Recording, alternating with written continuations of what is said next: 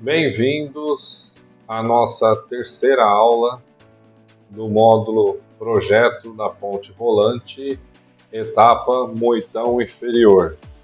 Então, nós estamos iniciando aqui a nossa terceira aula, dando continuidade aos nossos cálculos da ponte rolante no Moitão Inferior. Nas videoaulas anteriores, nós havíamos dimensionado o cabo, determinamos as medidas do tambor, das polias e selecionamos o gancho. E nessa videoaula de hoje, nós vamos então calcular o eixo que monta as polias e o gancho, e também nós vamos calcular a porca que monta no gancho, finalizando assim a etapa estrutural do nosso moitão inferior. Lembrando que existem diversas maneiras ou formas construtivas da gente montar o arranjo do moitão inferior. E nessa aula de hoje nós vamos utilizar um dos exemplos mais calculados para esse tipo de projeto.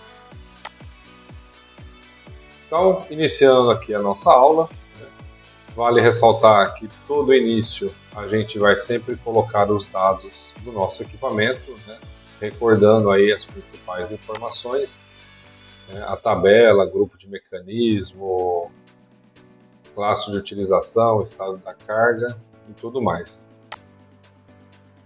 Então, nessa aula de hoje, para que a gente dimensione o eixo do moitão inferior, ele vai depender muito do layout construtivo do mesmo.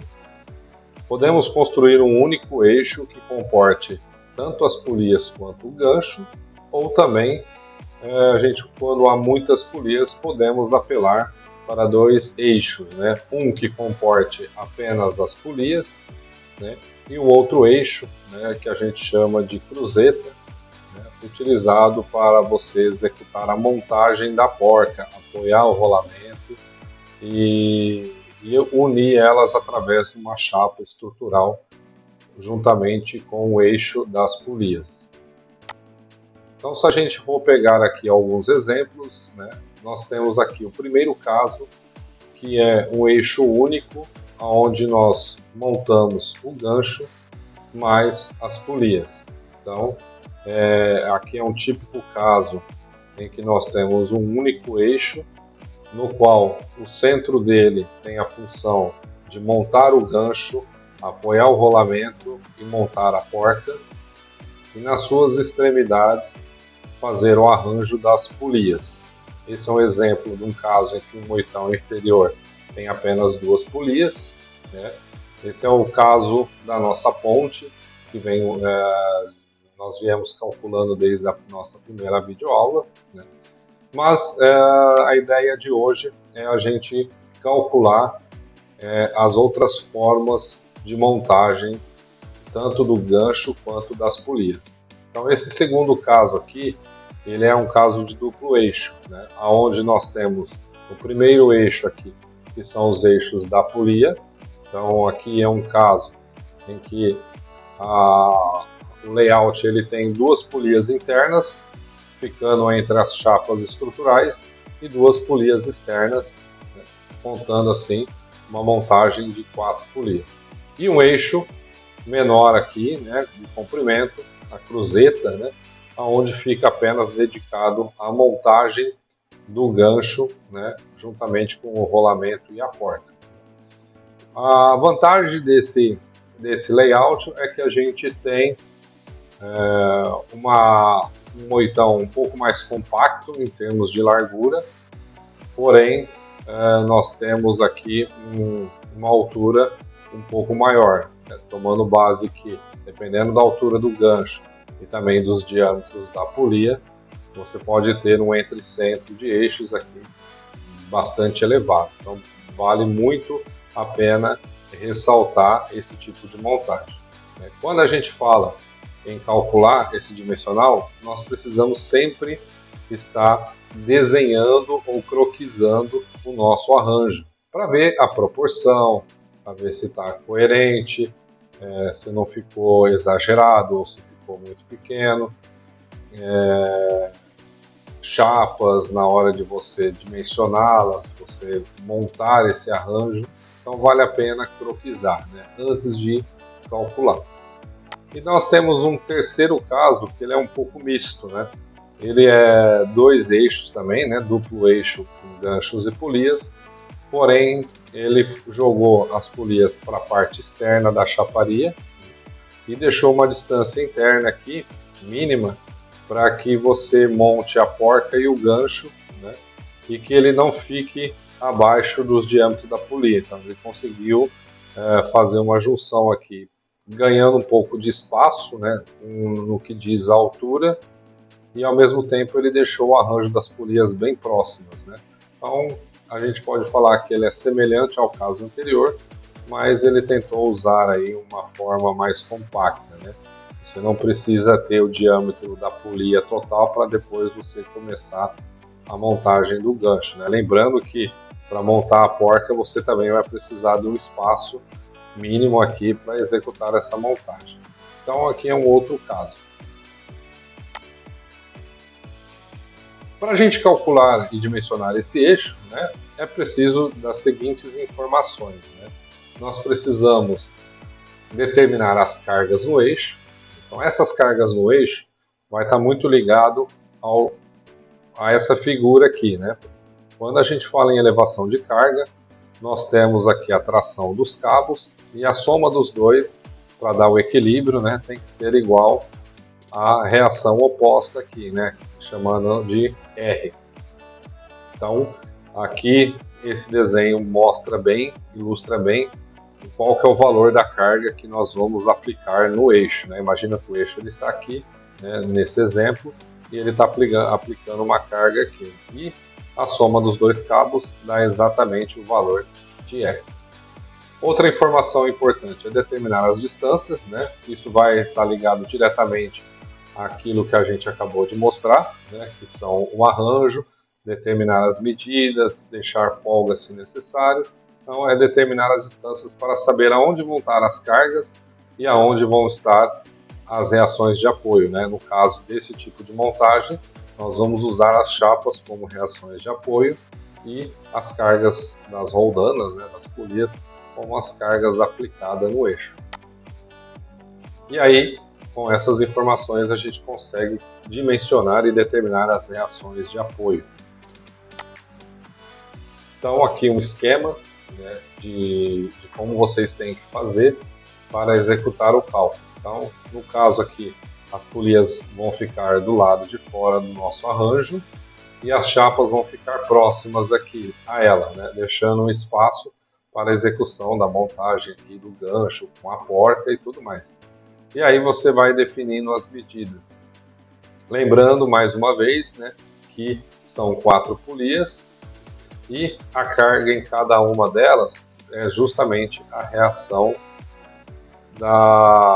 do cabo de aço, né? Ou seja, a soma dos dois cabos, da tração dos dois cabos, me dá exatamente a minha reação de apoio. Então ela vai ser usada como a carga no meu eixo, né?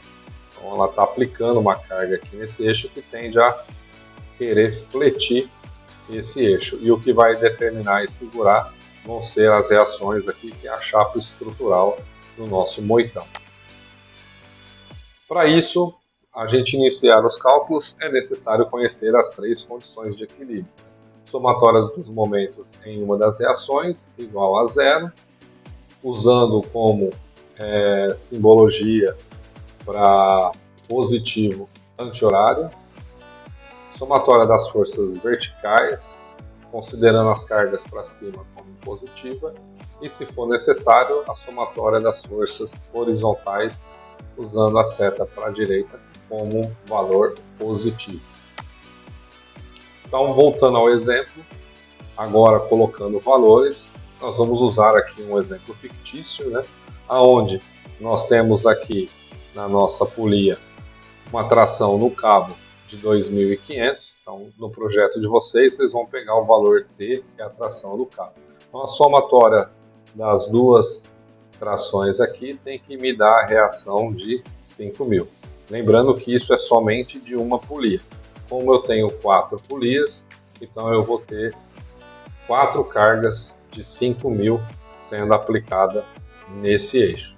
E a chapa estrutural vão ser as minhas reações de apoio R1 e R2. E aqui embaixo as medidas já determinadas, de acordo com o layout, o arranjo desenhado. Então, realizando as 3 condições para o equilíbrio, somatória dos momentos em R1, né, igual a 0, anti-horário positivo. Então, coloquei todas as cargas em relação à reação 1, inclusive o R2, e aí fazendo as passagens matemáticas, nós vamos ter que R2 é igual a 10.000 kgfm. Para a gente calcular o R1, nós podemos aplicar a segunda condição de equilíbrio, que é a somatória das forças verticais. Então, R1 mais R2 é igual ao valor das 4 cargas da polia. Uma vez que a gente já encontrou a medida de R2, então nós vamos calcular o R1. Então, R1 também vai ser 10.000 kgf.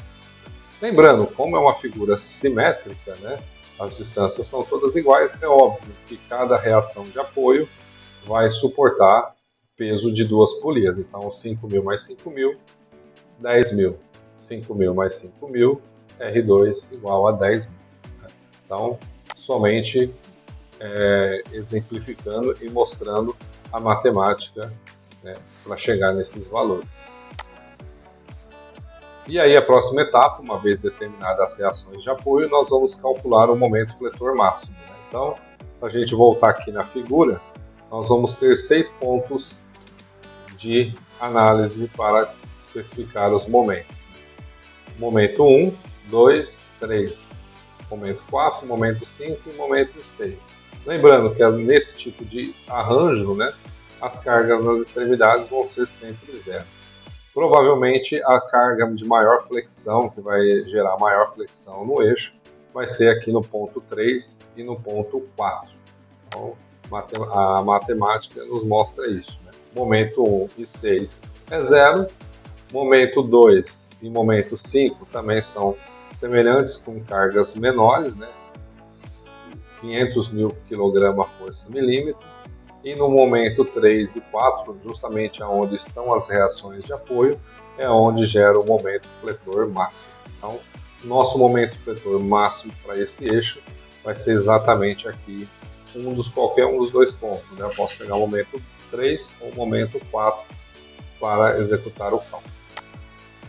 E aí, nós vamos selecionar o material para a confecção do eixo. Então, no meu caso aqui, eu usei um ABNT 1045 trefilado, onde a tensão de ruptura é de 64 kgfm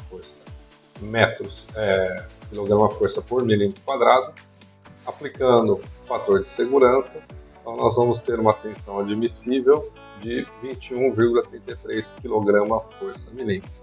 Lembrando, vale frisar que o meu eixo ele não gira, ele é estático, então eu não preciso considerar flexo torção aqui ou até mesmo uma tensão alternada para esse caso. Então, o fator de segurança ele acaba ficando menor e me dando uma tensão um pouco maior. Jogando então para determinar o diâmetro desse eixo, né? Então o diâmetro é igual à raiz cúbica de 10 vezes o momento fletor máximo, lembrando que o nosso momento fletor máximo é de 1.500.000, que são justamente os valores encontrados no momento 3 e 4, e a tensão admissível que nós acabamos de dimensionar aqui. Executando todos os cálculos, o diâmetro necessário para suportar essa carga é de 88,92 milímetros. Arredondando aí, nós vamos confeccionar um eixo. Lembrando que é somente o eixo da polia, vai ser de aproximadamente 90 milímetros. Se você melhorar o material, consequentemente, esse valor tende a diminuir.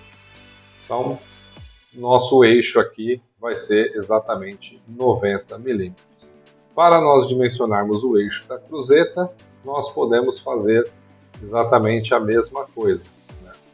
A diferença é que a carga vai ser a carga da nossa ponte rolante mais o peso da porca e do gancho, se tiverem os valores, e as reações de apoio da cruzeta continuam sendo as nossas chapas que unem os dois eixos.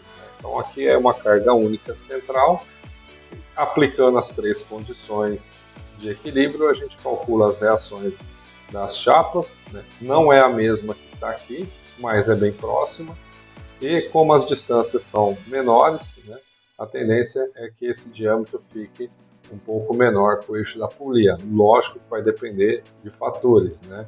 Tudo que você considerar aí faz efeito, certo? Então esse é o nosso dimensional do eixo da polia.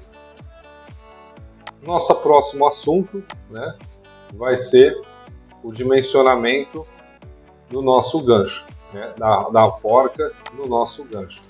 Então aqui nós temos um dimensional, né, da porca, onde nós especificamos inicialmente um valor de 3,15, né, megapascal de tensão, considerando a classe P. E aí, para a gente encontrar admissível, usando o mesmo fator de segurança de 3, nós vamos ter então uma tensão admissível para o gancho de 105 megapascal. Para a porca, nós vamos utilizar uma PNT 1020 trefilado, cuja tensão é de 264 megapascal. Aplicando também o fator de segurança, nós vamos ter uma admissível de 88 megapascal. Claro que nós vamos, para efeito de dimensionamento, nós vamos utilizar 88 megapascal, ou seja, a tensão do material é inferior aí. Lembrando que o diâmetro externo da nossa porca é de 56, o passo é de 6 milímetros e a entrada é uma só, né? Então, roscas de fixação, geralmente uma única entrada. Cálculo do filete, né, da altura do filete, dado pela medida S, vai ser o passo dividido por 2. Então vai ser os 6 milímetros dividido por 2, a altura do filete 3 milímetros. Então se eu tenho o diâmetro externo, eu consigo calcular o diâmetro interno. Então o diâmetro interno vai ser o diâmetro externo, que é 56, menos 2 vezes a altura do filete. 2 vezes 3, 6. Então 56 menos 6, 50 milímetros. Diâmetro médio é a soma do diâmetro externo mais o diâmetro interno dividido por 2. Então, o diâmetro médio, aproximadamente 53 milímetros. O ângulo de hélice desse filete é dado por alfa, ele é arquitangente da altura do passo dividido pelo desenvolvimento do diâmetro médio. Vai me dar aproximadamente aí um ângulo alfa de 2,10 graus. E aí o que mais importa é determinar então qual que é a altura da nossa porca. Então ele é dado por essa fórmula, né, em que o H é a altura da porca, vai ser 6 vezes a carga, dividido por π vezes diâmetro interno, vezes a tensão admissível do material. Lembrando que é o da porca que nós vamos utilizar, que é o 1020. Então, substituindo os valores, a carga aqui é a carga da minha ponte rolante, 10 toneladas, mais o peso aqui do gancho, que é aproximadamente 24 milímetros, 24 quilos, né? Transformando em Newton, aqui por causa da tensão está em megapascal. Então nós vamos ter aqui uma altura H mínima necessária para a resistência dessa carga de 43 milímetros. Mas só essa altura não me satisfaz. Como eu sei que o passo, né, ele é de 6 milímetros, então nós temos que saber quantos passos vão ter essa altura de 43 milímetros. Então eu pego o valor calculado H, arredondei aqui mais ou menos para 45, né, porque a gente geralmente arredonda aí de 5 em 5 milímetros, e dividir por 6, que seria o passo da minha rosca, né, do passo da hélice. Fazendo essa divisão, eu vou ter aproximadamente aí um número de filetes de 7,5. Lógico que a gente não vai confeccionar 7 filetes e meio, então a gente sempre arredonda por um número inteiro posterior. Arredondando então para 8 milímetros, nós vamos ter então a nova altura da nossa peça. H é igual a N vezes T, 8 filetes, né, vezes 6, que é o passo. Então eu tenho que ter pelo menos uma porca com altura H de 48 milímetros. Então essa é a altura da nossa porca. E o número de filetes, né, é calculado também por pressão dos filetes, sempre considerando a mínima de 88 megapascal. A pressão vai ser então a força F, que é a carga aplicada, sobre a área do nosso filete e a quantidade deles. Né? Para eu calcular a área, é o externo menos interno vezes π, né? Que é o desenvolvimento do filete, vezes a quantidade dele, que são 8. Fazendo todo o cálculo aqui, nós vamos ter uma tensão para o cisalhamento de 2,5 kg por milímetro quadrado. Quilogramas por milímetro quadrado é a mesma coisa que megapascal. Multiplicando por 10, né, vai dar 25,58 megapascal. Né? Lembrando que a unidade megapascal é newtons por milímetro. Né? Então, na verdade, aqui não é quilogramas. Né? A gente, para transformar o quilogramas em newtons, nós temos que multiplicar por 10 aproximadamente. Então 2,5 vai me dar 25,58 newtons por milímetro quadrado, que vai me dar 25,58 megapascal. Lembrando que a mínima da porca é 88, portanto, então está o cálculo dimensionado da nossa porca, ela está ok. Então essa é o memorial de cálculo também para o cálculo da porca do gancho. Com isso, a gente consegue fechar toda essa etapa do moitão inferior, faltando apenas a seleção do rolamento axial e também o cálculo estrutural das chapas. E aí, como agora a gente já tem o diâmetro do eixo e o diâmetro das roldanas, nós vamos fazer no próximo vídeo, nós vamos redimensionar o diâmetro do cabo, calculando o rendimento real do nosso moitão inferior. Então, espero que tenham gostado desses vídeos e já dei um spoiler do que vai acontecer na videoaula 4. Né? Nós vamos fazer a verificação do cabo e também o cálculo da chapa estrutural e a seleção do rolamento. Beleza? Espero que tenham gostado do vídeo e até o próximo. Valeu!